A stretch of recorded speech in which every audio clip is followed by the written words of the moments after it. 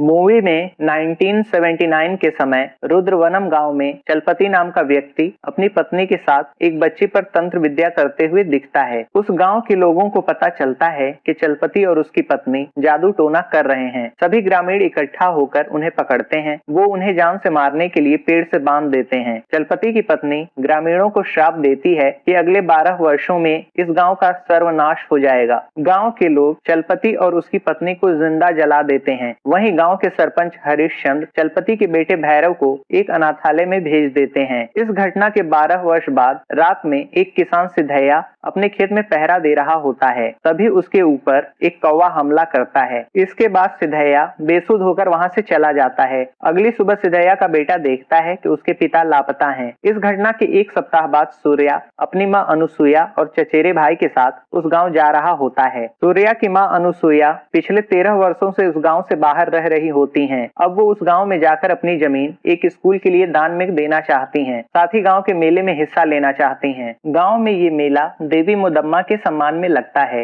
वे लोग गांव पहुंचने वाले होते हैं, तभी उनकी कार से एक कौवा टकराकर मर जाता है। अनुसुईया इसे अपशगुन मानती हैं। वे सभी गांव में पहुंचते हैं। सूर्या की चचेरी बहन पार्वती उनका स्वागत करती है। पार्वती अनुसुईया से कहती है कि आपने आने में 13 वर्ष लगा दिए। सूर्या और पार्वती आपस में हंसी मजाक करते हैं। रात में सूर्या अपने चचेरे भाई के साथ होता है। तभी वह गांव वालों का शोर सुनता है कि कोई मुर्गों की चोरी कर रहा है। सूर्या उस चोर को पकड़ता है। तभी उसे महसूस होता है कि चोर एक लड़की है। वह उसे जाने देता है। अगले दिन वह अपनी माँ के साथ सरपंच हरिश्चंद्र के घर खाना खाता है। वहाँ वह सरपंच की बेटी नंदिनी को देखता है। वह नंदिनी के परफ्यूम से पहचान जाता है कि रात में इसी ने मुर्गे की चोरी की थी। वह नंदिनी को बताता है कि मैंने तुम्हें पहचान लिया, तुमने ही रात में मुर्गे की चोरी की थी। नंदिनी कहती है हाँ, उसने मेरे मुर्गे को हराया था, इसलिए मैंने उसे चुरा के उसे पका डाला और तुमने अभी उसे ही खाया है। सूर्या चौंक जाता है। नंदिनी कहती है मुझसे पंगा मत लेना। सूर्या बस देखता रह जाता है। तभी वहाँ डॉक्टर कोटी आते हैं जो नंदिनी को इंजेक्शन लगाते हैं ताकि नंदिनी की ऐंठन की बीमारी कंट्रोल में रहे।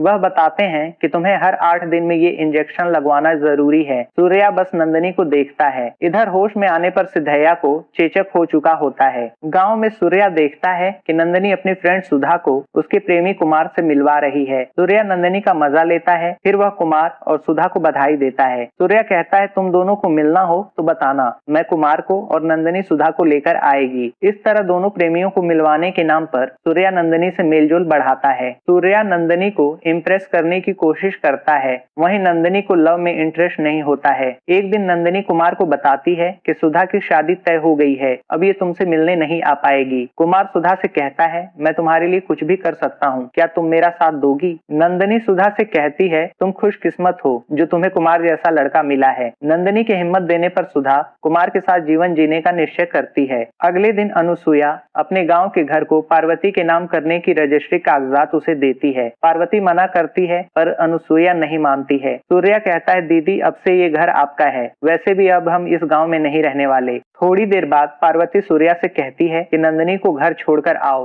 नंदिनी जीप में बैठती है तो पार्वती सूर्या से कहती है कि आज तुम नंदिनी को अपने दिल की बात बता दो। सूर्या कहता है ठीक है। रास्ते में सूर्या नंदिनी को प्रपोज करता है। वह कहता है मैं जल्द ही इस गांव से चला जाऊंगा, उससे पहले तुम अपना जवाब जो भी हो वो बता देना। नंदिनी वहां से चली जाती है। अगले दिन सिद्धैया गाँव में हो रही पूजा में जाता है। वह मंदिर के गर्भगृह में प्रवेश करता है और बीमारी से उसकी मृत्यु हो जाती है। सिद्धैया का बेटा और गाँव के सभी लोग वहां इकट्ठा हो जाते हैं। गांव के मुख्य पुजारी सभी को बताते हैं कि ये अशुभ संकेत है। तुरंत मंदिर की साफ सफाई की जाती है। मंदिर के पुजारी कहते हैं पूजा स्थल के गर्भगृह में मृत्यु हुई है, इसके निवारण के लिए हमें पुरातन किताब की मदद लेनी होगी। पुजारी किताब देखते हैं और बताते हैं कि देवी के क्रोध से बचने के लिए पूजा से संबंधित सभी सामान मंदिर में रखे जाएंगे। सभी दूषित वस्तुओं को जला दिया जाएगा। मंदिर में 8 दिनों तक पूजा नहीं होगी। मंदिर को साफ कर उसे बंद रखा जाएगा। अब ये गांव अष्टदिग्बंधनम के अंतर्गत होगा। गांव की 8 दिशाओं को मंत्र विभूति द्वारा घेरा जाएगा। अष्टदिग्बंधनम शाम सूर्यास्त के समय से 8 दिनों तक रहेगा। 8 दिनों तक गांव से कोई बाहर नहीं जाएगा, ना ही कोई अंदर आएगा। जो गांव के बाहर के हैं सूर्यास्त तक गांव छोड़ दें। पुजारी सूर्या और अनुसुईया से कहते हैं आप लोग 13 वर्षों से गांव से बाहर रहे हैं, आप जा सकते हैं। ये सुनकर अब भी राजू अपने परिवार के साथ वहां से भागना चाहता है पर गांव वाले उन्हें रोक देते हैं। गांव के सरपंच सरपंच गांव वालों को 8 दिनों का राशन बंटवाते हैं। सूर्या गांव से जाने वाला होता है। वह अपने भाई से कहता है, मुझे नंदिनी के जवाब का इंतजार है, वो जरूर आएगी। इधर नंदिनी सूर्या से प्यार का इजहार करने का मन बनाती है। तभी उसे ऐंठन की समस्या शुरू हो जाती है। जब वह गिरती है तभी इंजेक्शन की बोतल्स टूट जाती हैं। सूर्या अपनी माँ के साथ गांव छोड़कर चला जाता है। इधर डॉक्टर कोटी नंदिनी को दिया जाने वाला इंजेक्शन ढूंढते हैं, पर बोतल्स टूट चुकी होती हैं। वह पास के गांव के एक कंपाउंडर से दवा मंगाते हैं। कंपाउंडर दवा लाता है, पर रास्ते में उसका एक्सीडेंट हो जाता है। सूर्या उसके पास जाता है तो कंपाउंडर कहता है, मैं ठीक हूँ, पर आप ये इंजेक्शन रुद्रवनम गांव के सरपंच के घर पहुंचा दीजिए, उनकी बेटी को मिर्गी का दौरा पड़ा है। सूर्या अपनी माँ की तरफ देखता है, फिर वह रुद्रवनम के लिए निकलता है। वह सरपंच के घर जाकर दवा देता है, जिससे नंदिनी की जान बच जाती है। लेकिन सूर्या उस गांव में अगले 8 दिनों तक रहने के लिए बाध्य हो जाता है। रात के समय सुधा अपने प्रेमी कुमार के साथ भागने के लिए अष्ट दिग्बंधनम को तोड़ती है और गांव से बाहर रेलवे स्टेशन पहुंचती है। वहां कुमार पहले से ही टिकट लेकर बैठा हुआ होता है। सुधा कहती है, मैंने तुम्हारे लिए सब कुछ छोड़ दिया, तुम हमेशा मेरे साथ रहोगे ना? कुमार खड़ा होता है और कहता है, मैं तुम्हारे साथ रहूंगा। तभी ट्रेन के धक्के से उसकी मृत्यु हो जाती है। सुधा बस देखती रह जाती है। सुधा बेसुध होकर गांव में लौटती है। रास्ते में वह मधुमक्खी के छत्ते से टकरा जाती है, जिससे मधुमक्खियों के हमले से उसकी मृत्यु हो जाती है। अगले दिन सूर्या अपनी दीदी पार्वती से कहता है कि आप नंदिनी से पूछो कि वो मुझसे प्यार करती है या नहीं। तभी वहां नंदिनी आती है। नंदिनी सूर्या से कहती है, मुझे तुम्हारी तरह प्यार करना नहीं आता, मैं बस यादों में जीती हूँ। नंदिनी सूर्या को एक लॉकेट देती है और बताती है कि ये मेरी माँ की निशानी है, जब तक ये तुम्हारे साथ है समझना कि मैं तुम्हारे पास हूँ। रात में पार्वती एक व्यक्ति की आवाज सुनती है। वह देखती है कि एक व्यक्ति रो रहा है। वह वहां जाकर देखती है कि ये गाँव में दूध बेचने वाला सूरी है। तभी सूरी अपने गले पर चाकू से वार करता है, जिससे उसकी मृत्यु हो जाती है।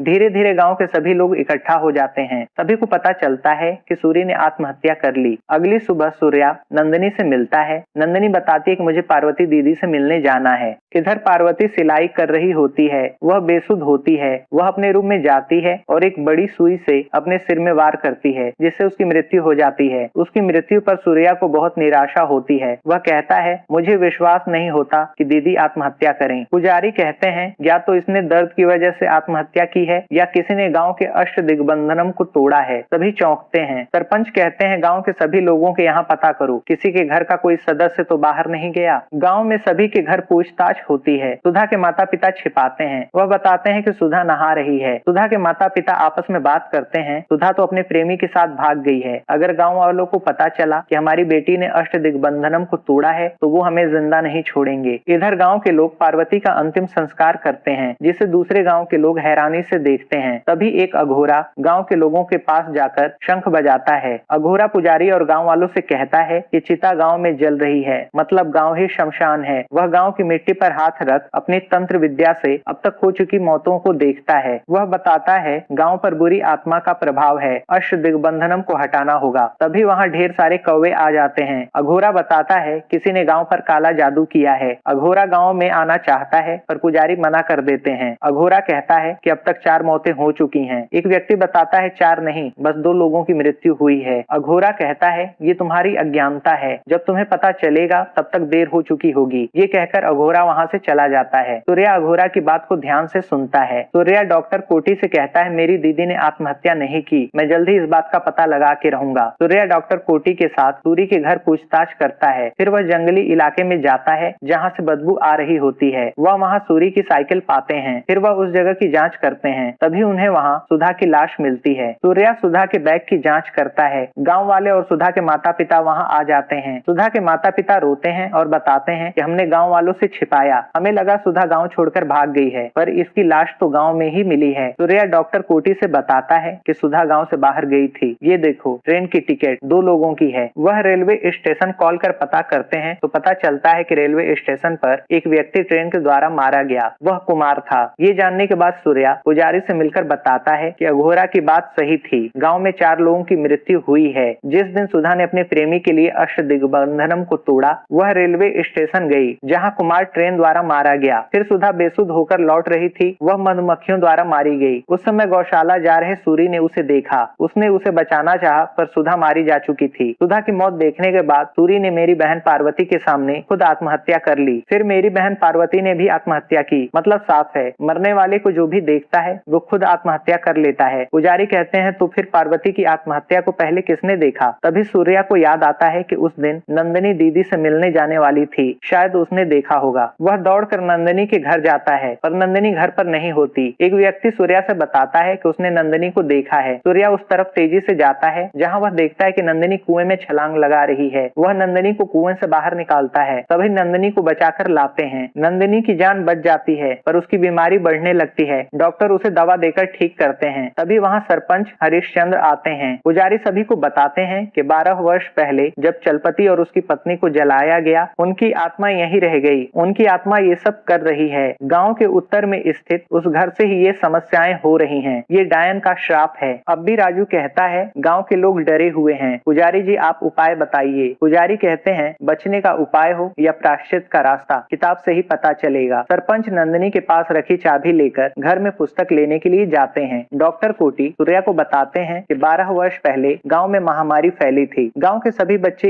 एक एक कर उस महामारी से मर रहे थे। उस समय गांव के उत्तर में चलपति अपने परिवार के साथ रहने के लिए आया। पुजारी जी ने किताब के माध्यम से अनुष्ठान का आयोजन करने को कहा। अनुष्ठान हो उससे पहले ही सिद्धैया ने चलपति को एक बच्ची के साथ देखा। उसने घर के अंदर देखा और गांव में अफवाह फैला दी कि वेंकट चलपति और उसकी पत्नी काला जादू कर रहे हैं। लोग अपने बच्चों की मौत से परेशान थे। उन्होंने चलपति और उसकी पत्नी को बच्ची की लाश के साथ देखा, फिर उन्होंने उन्हें जिंदा जला दिया। इसके बाद गांव के लोगों को उस घर से आ रही आवाजों से लगा कि वहां प्रेत आत्माएं हैं। इसलिए पुजारी जी ने एक शांति यज्ञ किया और उस घर को बंद कर दिया। फिर उस घर में कोई नहीं गया। सूर्या डॉक्टर कोटी के साथ उस घर में जाता है। सूर्या कहता है मुसीबत इसी घर से शुरू हुई है, इसका हल भी यहीं से मिलेगा। दोनों वहां जांच करते हैं। इधर पुजारी जी किताब देखते हैं। थोड़ी देर बाद सूर्या को एक पुस्तक मिलती है जिसमें तंत्र विद्या द्वारा मरे हुए इंसान को जिंदा करने की विधि होती है अगर वह इंसान 6 घंटे पहले मरा हो। सूर्या समझ जाता है ये एक तंत्र विद्या है जिस वजह से ये घटनाएं हो रही हैं। सूर्या कहता है वैसे वेंकट चलपति का बेटा कहाँ है? इधर पुजारी गांव वालों से बताते हैं कि एक ताबूत में नंदिनी को रख के ताबूत को बंद किया जाएगा। गांव के सभी लोग उस ताबूत के पास अपना खून अर्पण करेंगे। फिर सूर्यास्त से पहले नंदिनी के शरीर को ताबूत के साथ जलाया जाएगा तो बुरी शक्ति हमेशा के लिए कैद हो जाएगी। सरपंच हरिश्चंद्र पुजारी और गांव वालों से कहते हैं मैं आप लोगों को अपनी बेटी को नहीं मारने दूंगा। वो विनती करते हैं। अब भी राजू कहता है लोगों को जिंदा जलाना इस गांव में नई बात नहीं। सरपंच निराश हो जाते हैं। वह बहुत गिड़गिड़ाते हैं। थोड़ी देर में वे सभी आपस में उलझते हैं। तभी वहां सूर्या आता है और कुछ लोगों की पिटाई करता है। वो सभी को नंदिनी से दूर रहने को कहता है। डॉक्टर कोटी नंदिनी को इंजेक्शन देते हैं जिससे वो 8 घंटे तक बेहोश रहे। सूर्या कहता है मैं 8 घंटों में इस मुसीबत का हल निकाल लूंगा, मुझे बस 8 घंटे दीजिए। डॉक्टर के कहने पर सभी लोग तैयार हो जाते हैं। सूर्या पुजारी से आज्ञा लेता है कि मुझे इस गांव से बाहर जाना है। पुजारी तैयार हो जाते हैं। पुजारी कहते हैं क्योंकि अष्ट दिग्बंधनम पहले ही टूट चुका है और जो नुकसान होना था वो हो चुका। सूर्या उस गांव से निकलने वाला होता है पर दूसरे गांव के लोग उसे रोकने का प्रयास करते हैं क्योंकि वह नहीं चाहते कि उस गांव का श्राप उनके गांव पर आए। सूर्या सभी से निपटते हुए वहां से निकलता है। वह चलपति के बेटे भैरव के अनाथालय जाता है और भैरव के बारे में पता करता है। उस अनाथालय में उसे पता चलता है कि जब भैरव वहां आया था वह सभी बच्चों से अलग था। वह हमेशा मंत्र पढ़ता रहता था। वो मंत्र के द्वारा दूसरों को वश में कर लेता था। उसने मंत्रों के द्वारा अनाथालय के संस्थापक को लकवाग्रस्त कर दिया। सूर्या को पता चलता है कि कुछ दिनों बाद भैरव अनाथालय से जंगल की तरफ चला गया, फिर वह कभी वापस नहीं आया। सूर्या उस दिशा की तरफ जाता है। इधर गांव के लोग ताबूत लाते हैं। सरपंच ये देख निराश होते हैं। इधर सूर्या जंगल में जाता है जहाँ वो ढेर सारे अघोरियों को देखता है। वह वहाँ भैरव को आवाज लगाता है। तभी एक अघोरा सूर्या पर मंत्र पढ़ता है लेकिन वह अघोरा सूर्या के पास से दूर जा गिरता है। वह कहता है मेरा मंत्र इस पे काम नहीं कर रहा, जरूर ये हमारा दुश्मन है। सभी अघोरी सूर्या को जकड़ लेते हैं। वह सूर्या पर वार करते हैं। तभी उन्हें एक अघोरा रोकता है। ये वही अघोरा होता है जिसने गांव वालों को चेतावनी दी हुई थी। सूर्या उसे बताता है कि गांव में जो भी आत्महत्या देखता है वह खुद अपनी आत्महत्या कर लेता है। अघोरा कहता है ये बहुत पुराना विज्ञान है जो नरसंहार के लिए प्रयोग होता था। अगर ये तुम्हारे गांव में हो रहा है इसका मतलब कोई पूरे गांव को ही खत्म करना चाहता है। अघोरा सूर्या के साथ भैरव को ढूंढते हुए एक गुफा में जाता है। वहाँ भैरव के अनुष्ठान की सामग्रियां और निशान मिलते हैं। सूर्या को वहाँ एक पुस्तक मिलती है। सूर्या कहता है ऐसी पुस्तक तो पुजारी जी के पास है। अघोरा उस पुस्तक पर हाथ रख देखता है और बताता है ये असली पुरातन पुस्तक है, जबकि गांव में पुजारी के पास जो पुस्तक है वह नकली है। सूर्या कहता है कि उसने पुस्तक बदल दी, इसी वजह से गांव में अष्ट दिग्बंधनम लगा। इधर गांव वाले वाले नंदिनी को ताबूत में रखने के लिए हमला करते हैं, लेकिन अब भी राजू कहता है सूर्या सही इंसान है, वह नंदिनी की जान बचाने के लिए अपनी जान जोखिम में डाल रहा है, हमें उसका इंतजार करना चाहिए। सभी मान जाते हैं। इधर सूर्या को भैरव के बैग से एक आईडी मिलता है जिसमें उसे सुधा के प्रेमी कुमार की फोटो मिलती है। अघोरा मंत्र वाली जगह पर हाथ रखकर अतीत को देखता है। अघोरा बताता है कि भैरव ही कुमार था, उसने अपनी मर्जी से आत्मअर्पण किया जिससे कि किसी और के शरीर में प्रवेश कर वह अपना काम पूरा कर सके। सूर्या बताना शुरू करता है भैरव ने कुमार बन सुधा से प्यार का नाटक किया, जिस वजह से सुधा ने अष्ट दिग्बंधनम को तोड़ा। उसने सुधा के सामने आत्मअर्पण किया, फिर वह सुधा के जरिए अष्ट दिग्बंधनम पार कर गाँव में घुसा। अघोरा कहता है जब से पशु तत्व प्रयोग शुरू हुआ है तभी से ये घटनाएं शुरू हुई हैं। अगर कोई मरते हुए इंसान की आंखों में देख ले तो वो अगले इंसान में प्रवेश कर उसे आत्महत्या करने को प्रेरित करती है। अघोरा कहता है पूरे गांव के सामने जब हत्या होगी पूरा गांव देखेगा और खुद को आत्महत्या के लिए प्रेरित कर लेगा, मतलब नंदिनी को मरता देखने के बाद पूरा गांव ही आत्महत्या कर लेगा। ये पशु तत्व प्रयोग की चरम सीमा है। सूर्या कहता है इसका मतलब पूरे गांव को मारने का प्लान है। भैरव को पुरातन किताब किसी ने दी, इसका मतलब गांव का ही कोई व्यक्ति भैरव से मिला हुआ है। अघोरा कहता है साथ ही साथ वो भैरव को आदेश भी दे रहा है, कोई भैरव को काबू कर रहा है, वही गांव का नरसंहार करना चाहता है। सूर्या सोच में पड़ जाता है। फिर दोनों गांव के लिए निकलते हैं। इधर गांव वाले सूर्यास्त से पहले नंदिनी को ताबूत में रखते हैं। सरपंच बस निराश देखते हैं। गांव वाले नंदिनी को ताबूत में लेकर चले जाते हैं। सरपंच नहीं जाते क्योंकि वह नंदिनी को मरते हुए नहीं देख सकते। गाँव लौटते समय रास्ते में अघोरा कहता है एक अघोरा के मंत्र से तुम कैसे बच गए, क्या ये तुम्हारी आत्मशक्ति है या कोई शक्ति तुम्हारी मदद कर रही है। सूर्या का ध्यान भटकता है, तभी उनका एक्सीडेंट हो जाता है। इधर गांव वाले अपने खून का अर्पण करते हैं। अघोरा और सूर्या पर दूसरे गांव वाले हमला करते हैं जिन्हें सूर्या रोकता है। सूर्या के रोकने पर भी वे नहीं मानते। सूर्या अघोरा को गांव में जाने को कहता है और दूसरे गांव के लोगों को रोकता है। इधर गांव वाले नंदिनी को जलाने वाले होते हैं, पर थोड़ी देर में सूर्या वहां पहुंच के पुजारी के हाथ में किताब रख के कहता है ये है असली किताब। तभी वह देखता है कि सभी प्रेत के वश में हैं। सूर्या नंदिनी के ताबूत की तरफ बढ़ता है, तभी अघोरा सूर्या से बताता है ये नर्क की आग का चिन्ह है, हाथ लगाते ही भस्म हो जाओगे। अघोरा कहता है तुम वीरूपक्ष हो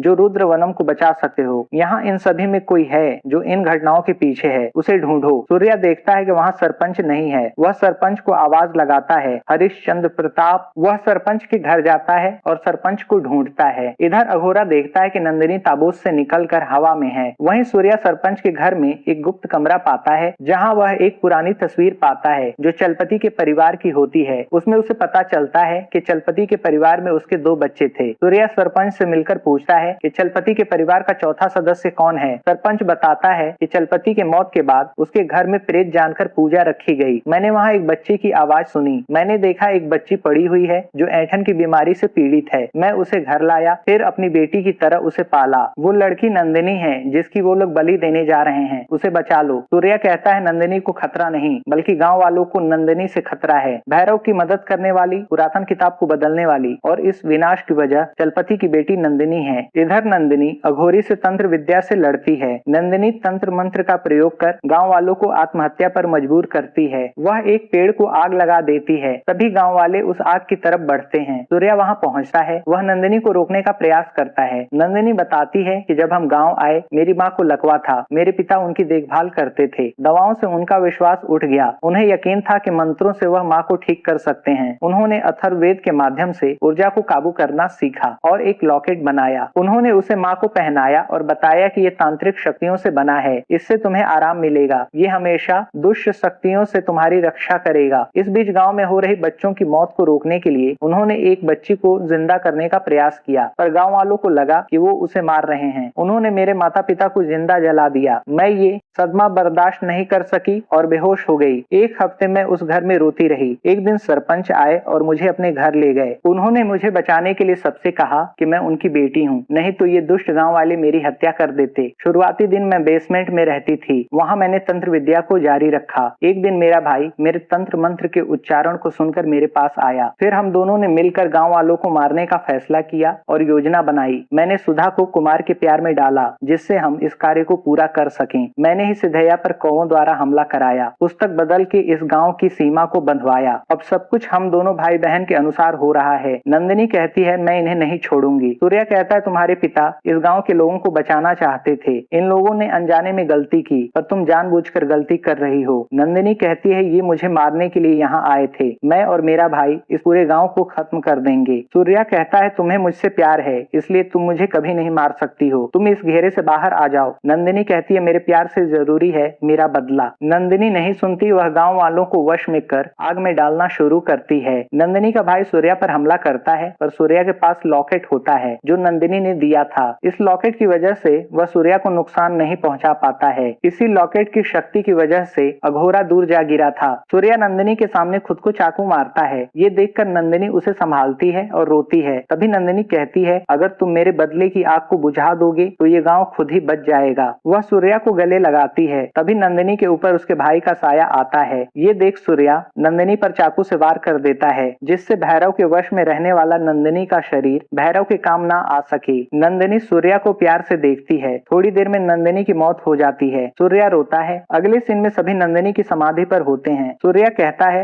हर गलती का प्रायश्चित होता है, ये गलती पूरे गांव ने की है, इस घर को स्कूल बना दीजिए, यही आप लोगों के लिए प्रायश्चित होगा। सूर्या नंदिनी द्वारा दिया गया लॉकेट देखता है। तभी सूर्या की आंखों में अलग चमक होती है जो एक प्रेत साय का होना दिखाता है। यहीं पर ये मूवी समाप्त हो जाती है।